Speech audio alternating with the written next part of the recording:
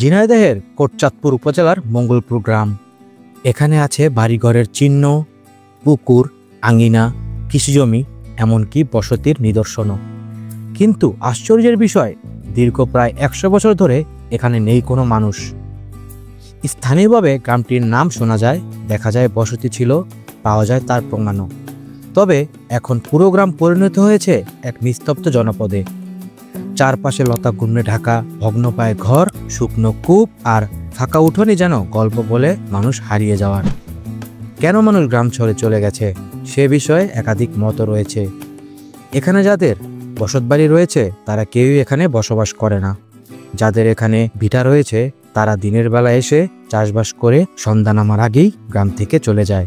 এখানে যারা থাকে তারা সবাই জিনভূতের ভয়ে গ্রাম ছেড়ে চলে গেছে বলে শোনা যায়। আবার কারো মতে জমি জায়গা নিয়ে বিরোধ আর সামাজিক টানাপোড়েনের কারণে পরিবারগুলো একে একে গ্রাম ছেড়ে চলে যায়। আবার কেউ কেউ মনে করেন প্রাকৃতিক দুর্যোগ ও নিরাপত্তাহীনতাও এর অন্যতম কারণ।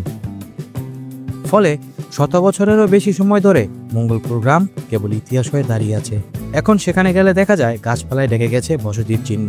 দিনভর শোনা যায় পাখির ডাক, কিন্তু নেই কোনো কোলাহল। সমাজবিদদের মতে মঙ্গলপুর কেবল একটি গ্রাম নয়, এটি আমাদের গ্রামীণ জীবনের পরিবর্তনের প্রতিচ্ছবি। এক সময়ের কর্মমুখর জনপদ কিভাবে সময়ের সঙ্গে সঙ্গে জনমানবহীন হয়ে যায় তারই এক জীবন্ত উদাহরণ এই মঙ্গলপুর গ্রাম।